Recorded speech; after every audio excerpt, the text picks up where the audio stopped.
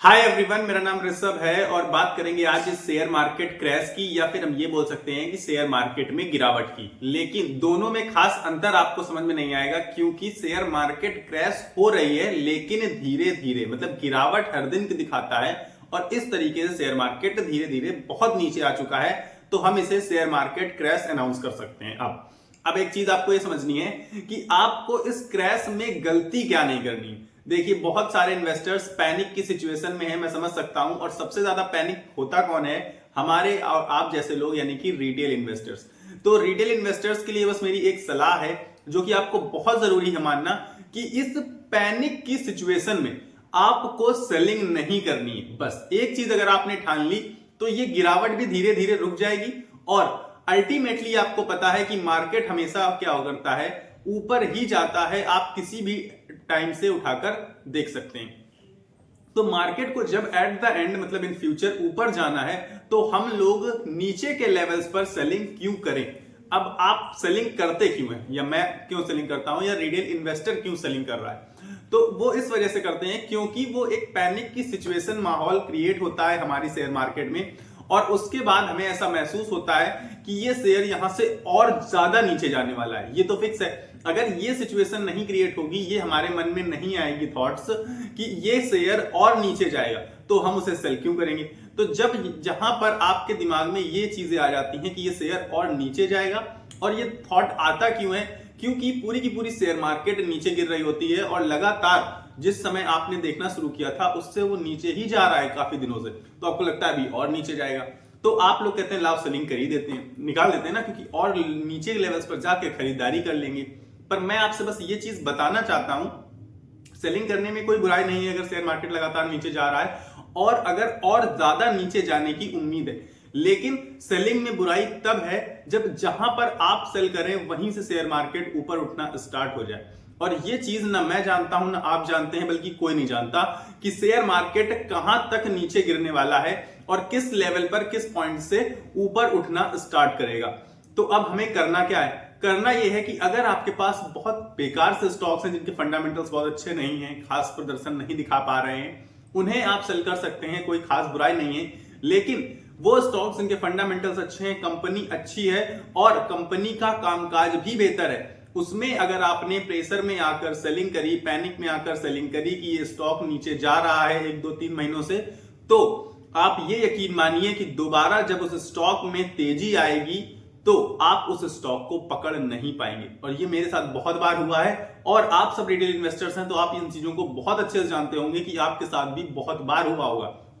जो भी आप स्टॉक, बेहतर स्टॉक आप जहां से सेल करते हैं वहीं से वो उठना स्टार्ट करता है। ये बहुत लोगों के साथ सिचुएशन हुई होगी, आप लोग मुझे कमेंट बॉक्स में बता सकते हैं। लेकिन मैं आपको बस वही समझाना चाहता हूं कि अच्छे जो इनके फंडामेंटल्स होते हैं, जो अच्छी कंपनियां होती है ना, वो सेलिंग के लिए होती नहीं। एक चीज। दूसरी चीज, ऐसी मार्केट में हमें शॉर्ट टर्म अवॉइड करना चाहिए। जी हाँ, अब ऐसा हो सकता है कि आप आज खरीदें और कल को मार्केट 1% बढ़ जाए और आपका जो स्टॉक होगा वो 2-3-4% बढ़ जाए, लेकिन ज्यादा चांसेस इस मार्केट में क्या होते हैं? गिरावट के। यानी कि आपका प्राइस 1-2 दिन में, 1-2 महीने वाले लोग, उनका ऐसी मार्केट में हमेशा लॉस हुआ है और लॉस होता रहेगा, क्योंकि जो शेयर मार्केट है वो लॉन्ग टर्म में वेल्थ क्रिएट करके देती है।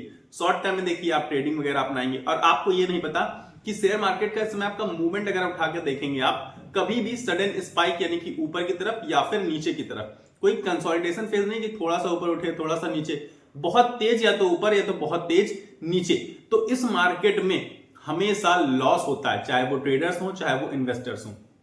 अब करना क्या है आपको? आपको करना है कि अच्छे स्टॉक्स जो हैं उन्हें चुनिए। पहले तो चुनिए, एकदम जाके पैसा मत लगा दिया करिए। एक चीज, उन्हें चुन लीजिए। आपके पास 8-10 स्टॉक्स होंगे जो आपने वॉच लिस्ट में ऐड करे होंगे, जिनके बारे में मैंने भी आपको बहुत बार बताया है, तो आप उनको सिर्फ अपनी वॉच लिस्ट में ऐड कर सकते हैं। देख सकते हैं कि इन स्टॉक्स में पर्टिकुलर क्या चल रहा है, जो भी आपके फेवरेट हो, जो भी आपको बेहतर लग रहे हो। बस शर्त एक है कि वो फंडामेंटल्स स्ट्रांग होने चाहिए उस कंपनी के, और उस कंपनी का कामकाज बेहतर होना चाहिए, बैकग्राउंड स्ट्रांग होना चाहिए।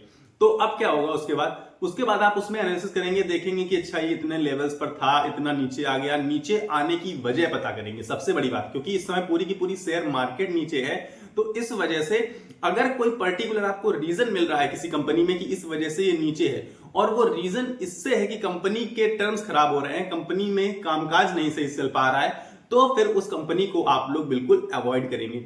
दूसरी चीज, अब अगर वो जो गिरावट आई है वो शेयर मार्केट की गिरावट की वजह से है, या फिर हमेशा तो अच्छे रिजल्ट्स पेश करते रहे हैं लेकिन एक आधा रिजल्ट्स खराब आ गया है इसकी वजह से है, तो फिर आप उस स्टॉक को पिक कर सकते हैं। वो स्टॉक आपको इन फ्यूचर बहुत बेहतर रिटर्न्स देने की दम रखता है। अब कुछ चीजें और हमें जाननी पड़ेंगी जिससे कि हमें शेयर मार्केट में बने रहने में मदद मिले, क्योंकि अगर आपने शॉर्ट टर्म में वेल्थ जनरेट करने की या पैसा जनरेट करने की कोशिश करी तो हाई रिस्क हाई रिवॉर्ड हो जाता है। लेकिन हाई रिस्क है तो ये समझ लीजिए आपकी गिरावट के चांसेस भी बराबर हैं। पर अगर आपने जो भी इन्वेस्टमेंट किसी भी पॉइंट पे, मान लीजिए अब आपको लग रहा है कि शेयर मार्केट बहुत नीचे के पॉइंट पर आ चुकी है, जो कि मुझे भी लग रहा है, तो फिर आप क्या करेंगे, इन्वेस्टमेंट करेंगे। लेकिन आपने इन्वेस्टमेंट ये सोच के किया था कि अभी एक महीने में ये शेयर मार्केट काफी ऊपर उठ जाएगा तब मैं अपना पैसा निकाल लूंगा, तो फिर उसमें रिस्क बहुत बढ़ जाता है, क्योंकि एक महीने में हो सकता है कि थोड़ी गिरावट और हो जाए। दूसरी चीज, अगर आपने इसी पॉइंट पर पैसा लगाया और लॉन्ग टर्म के लिए लगाया तो आपका पैसा बहुत ज्यादा सेफ है, क्योंकि ऑलरेडी मार्केट बहुत नीचे है और अगर थोड़ा बहुत नीचे और चला भी गया तो भी आपको ज्यादा पैनिक में होने की या फिर ज्यादा कोई प्रॉब्लम क्रिएट होने की जरूरत नहीं होगी। क्यों? क्योंकि आपने पैसा लॉन्ग टर्म में लगाया था और आप जब 2-4 साल बाद आकर देखेंगे तो आपका पैसा ऑलमोस्ट डबल हो चुका होगा, ये तो फिक्स है। क्योंकि 5 साल में जो मिड कैप और स्मॉल कैप है वो तो बहुत अच्छा रिटर्न देते हैं, लेकिन मैं लार्ज कैप की बात कर रहा हूं, वो भी लगभग 5 साल में डबल कर देता है। तो ये यकीन मानिए, आपने अगर अच्छी कंपनियों में लगाया है, बेहतर कंपनियों में भी, तो 5 साल लगेंगे पैसा डबल होने में, मिनिमम बता रहा हूं मैं आपको। और जल्दी भी होने के चांसेस हैं अगर शेयर मार्केट ने रिकवरी जल्दी दिखाई और तेजी ज्यादा बनाई। वो तो शेयर मार्केट की तेजी पर डिपेंड करता है कि हम सबको पता है कि शेयर मार्केट जो है वो टर्म्स एंड कंडीशंस वगैरह वगैरह आपको देखनी पड़ती हैं, क्योंकि इसमें ना ही तेजी की गारंटी है और ना ही गिरावट की गारंटी है।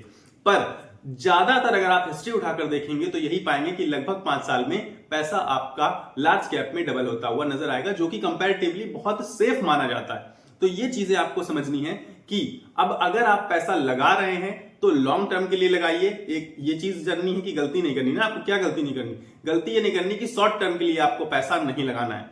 दूसरी चीज, अब आपको क्या करना है, अपने जो सेलिंग कर रहे हैं आप लोग शेयर्स की, उन्हें आप प्लीज रोक दीजिए, क्योंकि अगर आपने सेलिंग करी उसकी वजह से मार्केट में प्रेशर और ज्यादा क्रिएट होगा और एक टाइम के बाद ऐसा आएगा जब मार्केट दूसरी दिशा में दौड़ना शुरू करेगा। अभी गिरावट चल रही है और अचानक से स्पाइक आएंगी और रोज 1-1, 2-2, 3-3, 4-4% से मार्केट भागेगी, तब हम लोग उस स्टॉक को पर्टिकुलर जो भी हमें पसंद होगा, जिसमें हमने सेल किया होगा, उसे पकड़ नहीं पाएंगे। तो ये चीजें आप याद रखिए कि जो अच्छे स्टॉक्स आपके पास हैं उन्हें होल्ड करके रखिए। ये चीजें मैं आपको समझाना चाहता था। तो शेयर मार्केट में जो गिरावट है, क्रैश है, उसका मेरे हिसाब से आप सबको फायदा उठाना चाहिए और कुछ ऐसे 10-12 स्टॉक्स निकालने चाहिए जो कि आपको पसंद है और उन्हें एनालिसिस करनी चाहिए, उन्हें देखना चाहिए कि इसमें कब क्या हो रहा है, कब कैसा मूवमेंट आ रहा है। तो ये सारी चीजें मैं आपको इस वीडियो में बताना चाहता था। अगर आपको वीडियो पसंद आए तो वीडियो को लाइक कर देना, चैनल को सब्सक्राइब करके मेरे साथ जुड़ जाइएगा। और अगर आपको कुछ भी बताना हो इस सिनेरियो से रिलेटेड, शेयर मार्केट से रिलेटेड कुछ कहना हो, तो आप कमेंट बॉक्स आप सबके लिए हमेशा के लिए ओपन है। बाकी मिलेंगे अगले वीडियो में, तब तक के लिए आप लोगों को अपनी सेहत का ख्याल रखना है। स्वस्थ रहिए, मस्त रहिए। नमस्कार, धन्यवाद।